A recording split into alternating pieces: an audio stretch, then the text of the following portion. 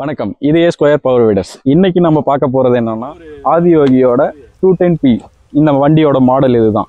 இந்த வண்டியை பார்த்தீங்கன்னா சில நாட்களுக்கு முன்னாடி நம்ம கஸ்டமர் வந்து வாங்கிட்டு வந்திருந்தாரு. இந்த வண்டி பார்த்தீங்கன்னா இது ஒரு பெட்ரோல் வண்டி. இந்த வண்டியை நம்ம கஸ்டமர் வாங்கிட்டு வந்து யூஸ் பண்ணியிருக்காங்க. இந்த யூசேஜ் எப்படி இருந்துச்சு, இதை பத்தியான ரிவ்யூஸ் நம்ம அவர்கிட்ட கேட்டு தெரிஞ்சுக்கலாம். வாங்க. வணக்கங்கண்ணா, உங்க பேருங்கண்ணா? நம்ம நேயர்களுக்கு உங்க பேரை சொல்லி. என் பேர் ராஜ்குமார். நான் ஒரு விவசாயி. என்ன ஊருங்கண்ணா? நம்ம புத்தூர், பெரிய புத்தூர், சேலம் மாவட்டம். சரிங்கண்ணா. ஆனா நம்ம மெயினா என்ன யூசேஜுக்காக இந்த வண்டியை வாங்கியிருந்தது? நான் வந்து பூஞ்செடி தோட்டம் வச்சிருக்கிறேன். சரி. அது வந்து பெரிய வண்டி உள்ள விட்டு ஓட்ட முடியாது. சின்ன வண்டியா இருந்தா எனக்கு சௌரியமா இருக்குமே இந்த வண்டியை சூஸ் பண்ணி எடுத்திருக்கேன். நான் மெயினா இப்ப நீங்க என்ன மாதிரியான பயிரெல்லாம் பண்றீங்க? அதிகம் இப்போ வந்து பூஞ்செடி தோட்டம் வச்சிருக்கிறேங்க. அதுக்கப்புறம் தென்னை மரம் இருக்கு. சரிங்க. சோளமும் நம்ம விதைக்கிறோம். சோளம் விதைக்கிறதுக்கு இது ரொம்ப யூஸா இருக்குது எனக்கு.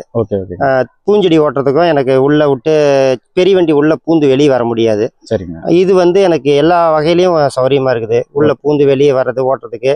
அது எந்த நம்ம தேவைக்கு தகுந்த மாதிரி ஆழத்தை இன்க்ரீஸ் பண்ணிக்கலாம், இல்லைன்னா குறைச்சிக்கலாம். அந்த மாதிரியான இது சப்போர்ட் நல்லா இருக்குது. அதே மாதிரி சோளம் வந்து விதைக்கிற போது நமக்கு வந்து இந்த கட்டி இல்லாம மண் பொறுப்பொருன்னு இருக்கிறதுனால சோளமும் வளர்ச்சியும் நல்லா இருக்குது எங்களுக்கு. அதே மாதிரி சின்ன நாத்தங்கால் நெல் நடவுக்கு வந்து நாத்தங்கால் ஓட்டுறதுக்கு இந்த வண்டி ரொம்ப யூஸா இருக்குது. கேஜுவல் போட்டு ஓட்டுறதுக்கு நல்லா யூஸா இருக்குதுங்க. ஆனா இப்ப வெள்ளாமைங்களுக்கு நடுவு ஓட்டக்குள்ள உங்களுக்கு எந்த மாதிரியான இது கம்ஃபர்டபுளா இருக்கா? இருக்கு. என்னன்னா நாங்க வந்து பூஞ்செடி வச்சிருக்கேன். 5 அடிக்கு இடைவெளி வச்சு 5 அடி இடைவெளியில ஒவ்வொரு செடி வச்சிருக்கேன். எனக்கு என்னன்னா இந்த வண்டி வந்து உள்ள பூந்து வெளியே வரும்போது திரும்பி ரொட்டேட் ஆகும்போது நமக்கு சௌரியமா இருக்குது. இல்ல செடியில 2 பக்கமும் ஏதாவது சைடுல படுதுன்னா இத வந்து அகலத்தை குறைச்சிக்கலாம். ரொட்டேட்டனுடைய அகலத்தை கம்மி பண்ணிக்கலாம். கம்மி பண்ணிட்டு ஓட்டும் போது நமக்கு இன்னும் நல்ல சௌரியமா இருக்குது. அதாவது ஆழம் போக போக வேறு அடிபடும்னு இது பண்ணணும்னா ஆழத்தை கொஞ்சம் குறைச்சிக்கலாம். 6 அடி ஓட்டுறத 4 அடியில 4 இன்ச்சு வெள்ளாமைக்கு நடுவில் ஓட்டும் போது எனக்கு எந்த ஒரு பாதிப்பும் இல்லைங்க. அருமையா இருக்குது ஓட்டுறதுக்கு. எந்த விதமான பிரச்சனை இல்லை. சைடு எஃபெக்ட் எதுவுமே இல்லை. நம்ம சௌரியத்துக்கு ஓட்டிக்கலாம். ஓகேங்க. ஆனா மெயினா இப்ப இந்த வண்டியை யாரெல்லாம் வாங்கலான்னு உங்களோட கருத்தை சொல்லுங்க. ஆனா என்னை பொறுத்தவரையிலும் ஒரு விவசாயியா இருக்கிறவங்க அனைவருமே வாங்கலாம். ஒவ்வொரு விவசாயி இது வாங்கக்கூடிய பொருள் தான். அவங்களுக்கு இது நல்ல யூஸா இருக்குது. அதாவது வந்து ஒரு 10 சென்ட் இருந்தாலும் சரி, 5 ஏக்கர் இருந்தாலும் சரி, அவங்க இது வந்து வாங்குறது ரொம்ப அவசியமான பொருள். இதுதான் எல்லாருமே சொல்றது என்னன்னா, இந்த வண்டி விவசாயியா இருக்கிற, இப்ப அண்ணன் சொன்ன மாதிரி விவசாயியா இருக்கிறது ஒவ்வொருத்தருமே இந்த வண்டியை வாங்கிக்கிட்டா ஒரு ஜஸ்ட் ஒரு 2 சென்டா இருந்தாலும் ஓட்டலாம், 5 சென்டா இருந்தாலும் ஓட்டலாம். அவசரத்துக்கு ஒரு தேவைக்குள்ள எடுத்து ஓட்டலாம். ஒரு டிராக்டரை கூப்பிடுறோம், அவங்க வரத்துக்கு டிலே ஆகும். அவங்க மேலேயும் தப்பு சொல்ல முடியாது. டிலே ஆகக்குள்ள டக்குன்னு இந்த வண்டி இருந்துச்சுன்னா எடுத்து போட்டு ஓட்டினோமா டக்குன்னு அந்த வேலை முடியும். அதனால எப்பவுமே இந்த வண்டியை பொறுத்த வரைக்கும் இதை வாங்கலாமா வேண்டாமான்னு யோசனையே தேவையில்லை. நீங்க அண்ணன் சொன்ன மாதிரி ஒவ்வொரு விவசாயிக்கு இது ரொம்ப அவசியம். நான் இப்ப இந்த வண்டியை ஓட்டும் போது உங்களுக்கு ஏதாவது அதிர்வு இருக்குதுங்கிற, அதாவது என்கிட்ட சில கஸ்டமர்ஸ் கேட்கறது என்னன்னா, மெயினா இந்த வண்டியில வைப்ரேஷன்ஸ் அதிகம் வருது அப்படின்னு ஒரு கடைக்காரரா என்கிட்ட வந்து ஒரு விவசாயிங்க நிறைய பேர் கேட்கிற கேள்வி இதுதான். இதுல வைப்ரேஷன் வருமா? இதை மட்டும்தான் என்கிட்ட முதல் கேள்வியாவே கேட்கறாங்க. இதோட கருத்து என்ன? நீங்க இதை ஓட்டி பார்த்துருக்கீங்க, உங்களோட கருத்தை சொல்லுங்க. என்னுடைய கருத்து என்னன்னாங்க, இது வந்து வைப்ரேஷனுங்கிறதாக இல்லை. வைப்ரேஷன் வரதுக்கான காரணம் என்னன்னா, மண் இருவலா இருந்ததுன்னா கண்டிப்பா வைப்ரேஷன் வருது. அதே மாதிரி கல் இருந்ததுனாலும் வைப்ரேஷன் வருது. அது ரெண்டும் இல்லாம பதமா இருந்ததுன்னா வைப்ரேஷனுங்கிற பிரச்சனைக்கே இல்லைங்க. அந்த வாய்ப்பே இல்லாம இருக்குது. இதுதான் காரணமே. வண்டியிலன்னு சொல்லி ஒரு வைப்ரேஷன் எங்கிருந்து, வண்டியில இருந்து ஒரு வைப்ரேஷன் கிளம்புற ஒரு இடம் எங்கிருந்து கிளம்புதுன்னா, மண் இருவலா இருந்தாலோ கல் இருந்தாலோ மட்டும்தான் வண்டியில தனியா வைப்ரேஷன்ங்கிறது வரும். சும்மா வண்டி ஸ்டார்ட் பண்ண உடனே கடன்லாம் கையை காலை போட்டுக்கிட்டு உதறாது. வண்டியில அந்த கம்ப்ளைண்ட் வராது. கம்ப்ளைண்ட் உங்க காட்டுல ரொம்ப மண் இருவலா இருந்தாலோ கல் இருந்தாலோ மட்டும்தான் அந்த வைப்ரேஷன் வரும். ஏன்னா இதை நான் சொல்றதை விட இப்ப அண்ணன் உங்களுக்கு தெளிவா சொன்னாரு, அதுலயே உங்களுக்கு புரிஞ்சிருக்கும். ஆனா இப்ப இதை ஓட்டக்குள்ள உங்களுக்கு இந்த வைப்ரேஷன்ஸ் அந்த ரொம்ப இருவலா இருக்கிற சமயத்துல கண்டிப்பா வரும். அப்படி உங்களுக்கு அந்த இருவலா இருக்கிற சமயத்துல மட்டும் இந்த தோள்பட்டை நிறைய பேர் வலிக்குதும்பாங்க. உங்களுக்கு அந்த மாதிரி ஏதாவது? இல்ல, அந்த மாதிரி இல்லைங்க. ஒன்றும் இதுவரையிலும் நான் ஓட்டின வரலாம் இருவலா தான் இருக்குது. எனது வந்து பூமி வந்து இப்போ இந்த தோட்டம் வந்து இருவல் பூமி தான். ஏன்னா 3 வருஷத்துக்கு மேல ஆயிடுச்சு இது ஓட்டி செடி வச்சதுனால. இந்த டைம் ஓட்டும் போது கொஞ்சம் அழுத்தி பிடிச்சி லைட்டான வைப்ரேஷன் இருந்ததுனால கொஞ்சம் லைட்டா வலி இருந்ததே தவிர மற்றபடி ரெண்டாவது டைம் ஓட்டும் போது எந்த பிரச்சனையுமே இல்லாம நார்மலாவே போகுது. ஆமா, நீங்க மெயினா பாத்தீங்கன்னா இப்ப 3 வருஷமா நீங்க டிராக்டர் இந்த ஏன்னா பூஞ்செடி வச்சதுல இருந்து நம்ம வந்து ஆள் வச்சு களை கொத்துனதோட சரி, செடி வளர்ந்ததுக்கு அப்புறம் புல்லு முளைக்கல. இப்ப இது 3 வருஷம் கழிச்சு செடியை வெட்டி விட்டு மறுபடி தலை வைக்க போகும்போது தான் அந்த உழவு ஓட்டலாம்னு நினைச்சு இந்த வண்டி எடுத்து ஓட்டும் போது தான் அந்த இருவுல எல்லாம் ஆளுங்க பூ எடுக்கும்போது டெய்லி நடந்து பூ எடுக்கிறாங்க இல்லைங்களா, பூமி இருவிடுது ஈரத்திலேயே நடந்து இது பண்றதுனால.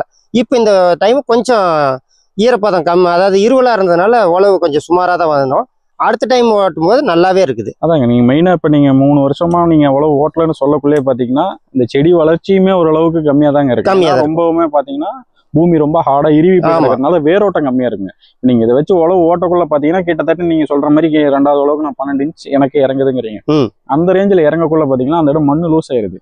சோ பாத்தீங்கன்னா உங்களுக்கு டக்குன்னு வேரோட்டம் இறங்குறதுக்கு நல்ல வாய்ப்பு, நல்லா ஓடும், உங்களுக்கு பூவும் கொஞ்சம் நல்லா வரும். ஆமா, புது வேறு இறங்குறதுக்கு நல்ல வாய்ப்பு இது. ஆமாங்க, இது மெயினா நிறைய பேருக்கு தெரியாத ஒரு விஷயமா இருக்குது. இப்ப நீங்க சொன்னது ரொம்ப நல்ல விஷயம். ஆனா இப்ப இந்த வண்டியை லேடிஸால பயன்படுத்த முடியும்னு நீங்க நினைக்கிறீங்களா? கண்டிப்பா எங்க வீட்லயே ஓட்டுறாங்க, எங்க ஒய்ஃபை ஓட்டுறாங்க. ஏன்னா இன்னைக்கு மக்கள் லேடிஸ் எதோ செய்யறாங்க, பிளைட்டே ஓட்டுறாங்க. இது என்ன நம்ம சின்ன வண்டி தானே, அதெல்லாம் ஈஸியா ஓட்டலாம், யாராலையும் ஓட்ட முடியாதுங்கிறது இல்ல. ஒரு 12-15 வயசு பையன்ல இருந்து யார் வேணாலும் ஓட்டலாம் இந்த வண்டியை. ஓட்டலாம். ஜஸ்ட் உங்களுக்கு ஒரு மணி நேரம் இந்த வண்டி நீங்க எடுத்து நீங்க ஹேண்ட்லிங் பண்ணீங்கன்னா உங்களுக்கு 1 ஹவருக்கு அப்புறம் நீங்க சொல்றது அது கேட்கும். அந்த 1 ஹவருக்கு மட்டும் நீங்க அது சொல்றது நீங்க கேட்கற மாதிரி இருக்கும். 1 ஹவருக்கு அப்புறம் இந்த வண்டி உங்களுக்கு உங்க கைப்பாடு, நீங்க என்ன நினைக்கிறீங்களோ அந்த வண்டியை வச்சதுன்னா. இப்ப இந்த வண்டியை வச்சு நீங்க களை எடுக்கிறப்ப உங்களுக்கு செலவு கம்மியா இருக்கா, நேரம் கம்மியா இருக்கா, இல்ல அதிகமா இருக்கா? நீங்க கேட்ட கேள்வியிலேயே பதில் இருக்குது. ரெண்டுமே மீதி ஆகுது. எனக்கு நேரமும் மீதி ஆகுது, செலவும் மீதி ஆகுது. காரணம் என்னன்னா, நான் வந்து ஆள் வச்சு களை எடுக்கிறேன்னா 1 ஏக்கர் எடுக்கிறதா இருந்தா டெய்லியும் 5 பேர்த்த வச்சுன்னா 4 நாள் வேலை செய்யணும். அவங்க 4 நாள் வேலை செய்யணும். 4 நாள் வேலை செய்யும் போது அவங்களுக்கு வந்து 5000 ரூபாய் கூலி ஆயிருது. எனக்கு வந்து இந்த வண்டியில வந்து வெறும் 250 ரூபா தான் செலவு. அப்ப எனக்கு வந்து அதை பாப்பனா நான் இதை பாப்பனா, உங்களுக்கு வெறும் 5000 ரூபா ஆக வேண்டிய இடத்துல வெறும் 250 ரூபா தான். எனக்கு 8 ஏக்கர் இருக்குது பூமி. இந்த இடத்துல 8 ஏக்கர் நான் விவசாயம் பண்ணும்போது எனக்கு ஆளுங்களுக்கே 50,000 ரூபாய் ஆயிருது கூலி. பார்த்தா உங்களுக்கு வண்டியோட விலையே வெறும் 37,000 ரூபாயில முடிஞ்சு போயிருது. எனக்கு வண்டி ஒரு டைம் யூஸ் பண்ணனா எல்லா தோட்டத்துக்கும் என்னுடைய விவசாய நிலத்தை எல்லாத்தையும் ஒரு டைம் யூஸ் பண்ணனா எனக்கு வண்டி மீதி ஆயிடுது. வண்டி மீதி, செலவு மீதி. நீங்க இனிமே போகக்குள்ள செலவு மீதி. ஆமா, அப்ப கிட்டத்தட்ட நீங்க ஒரு ஏக்கருக்கு 5000 ரூபாய் கொடுத்த இடத்துல இன்னைக்கு வெறும் 250 ரூபா தான். அந்த 250 ரூபாய் என்னன்னா பெட்ரோல் தான், வேற ஒண்ணும் இல்ல. இதனால உங்களுக்கு 4 நாள் ஆக வேண்டிய வேலையை ஒரே நாள் 2 மணி நேரத்துல முடிச்சுக்கிறேன். 2 மணி நேரத்துல வேலை முடிஞ்சிருது. எனக்கு யாரையும் எதிர்பார்க்க தேவையில்ல. என்னுடைய டைமுக்கு என்னுடைய வேலையை முடிச்சுக்கிறோம். காலையில ஒரு 7 மணிக்கு ஸ்டார்ட் பண்ணா 9 மணிக்கு வண்டி வீட்டுல கொண்டு போய் நிறுத்திடுவேன். சொல்ல போனா காலையில எந்திரிச்சு இது ஒரு எக்ஸசைஸ் மாதிரி தான். காலையில எந்திரிச்சு நீங்க தனியா ஓட தேவையில்ல, ஓடியா இருக்கு எதுவுமே தேவை. காட்டுல இறங்கி இதை போட்டு எடுத்து நீங்க ஓட்டினீங்கன்னா இதே நல்ல எக்ஸசைஸ் தாங்க. கூடயே நடக்கிறோம். இதுவே ஒரு எக்ஸசைஸ் மாதிரி தான். வாக்கிங் தானே. கண்டிப்பா. இப்ப நீங்க சொன்ன கருத்து பாத்தீங்கன்னா நல்லா இருக்கு. ஆனா இதுதான் பாத்தீங்கன்னா மெயினா ஒரு விஷயம் என்னன்னா, இன்னைக்கு ஆட்கள் கிடைக்கல. இன்னைக்கு வர்றாங்க, நாளைக்கு வர மாட்டேங்கிறாங்க. இன்னைக்கு வந்து வேலை செய்யறாங்க, நாளைக்கு போனா இல்ல எனக்கு வேற வேலை இருக்குது, நான் வரேன், நாளைக்கு வரேன் அப்படிங்கிறாங்க. அந்த விவசாயம் வந்து என்னன்னா அந்த இடம் வந்து பூமி உணர்ந்து போயிடும். அந்த டைமிங்குள்ள அதை பண்ணலன்னா உங்களுக்கும் அது பிரச்சனை, அது செடிக்கும் நமக்கு அந்த டைமுக்கு நம்மளால முடிய மாட்டேங்குது. எனக்குன்னா இது 2 மணி நேரத்துல வேலை முடிஞ்சிருது. கண்டிப்பா வெறும் 250 ரூபாயில முடிச்சுக்கிறேன் நான் வேலையை. எனக்கு வந்து 4500 ரூபாய் மீதி, 4750 ரூபாய் மீதி. 5000 ரூபாய் கொடுத்த இடத்துல எனக்கு 4750 ரூபாய் மீதி ஆயிருது. உங்களுக்கு எந்த விதமான பிரச்சனையும் கண்டிப்பா. ஆனா இது வரைக்கும் நீங்க சொன்ன தகவல்கள் ரொம்ப பயனுள்ளதா இருந்தது. இதை நீங்க பாத்தீங்கன்னா நீங்க சொன்னதுனால விவசாயிகளுக்கு நல்லா புரிஞ்சிருக்கும். இப்ப நாங்க சொல்றதை விட இப்ப நீங்க சொன்னது அவங்களுக்கு இன்னும் மகிழ்ச்சி தரக்கூடிய விஷயமா இருக்கும். ஏன்னா ஒரு விவசாயம் சொல்லக்கொள்ளதான் உங்களுக்கு தான் அதோட கஷ்டம் தெரியும். அதனால பாத்தீங்கன்னா கண்டிப்பா ஒவ்வொரு விவசாயிக்குமே இந்த வண்டி தேவைங்கிறது நீங்களும் சொல்லிட்டீங்க. கண்டிப்பா ஒவ்வொரு விவசாயிக்கும் இந்த வண்டி தேவை. ஆனா இப்ப நீங்க சொன்னது கிட்டத்தட்ட எல்லாருக்குமே நல்லா எளிமையா புரியுற மாதிரி நீங்க சொல்லிட்டீங்க. ரொம்ப நன்றிங்கண்ணா. நன்றி. இப்ப பாத்தீங்கன்னா இப்ப நம்ம அண்ணன் சொன்ன மாதிரி உங்களுக்கு எல்லாமே அண்ணன் சொன்னது உங்களுக்கு நல்லாவே புரிஞ்சிருக்கு. மறக்காம நம்ம A Square Power Videos சேனலை சப்ஸ்கிரைப் பண்ணிக்கோங்க. கூட இருக்க அந்த பெல் பட்டனையும் கிளிக் பண்ணிருங்க. அப்பதான் நாங்க போடுற ஒவ்வொரு தகவல்களும் உங்களை வந்து அடையும். இது போக எனக்கு இன்னும் நிறைய கேள்விகள் இருக்கு. இதை நான் கேட்கணும்னா கமெண்ட் மூலியமா நீங்க தெரிவிங்க. அப்படி இல்லை எனக்கு நான் கால் பண்ணி கேட்கணும்னா கீழே தெரியுற இந்த நம்பருக்கு கான்டாக்ட் பண்ணுங்க. நன்றி, வணக்கம் அண்ணா. வணக்கம்.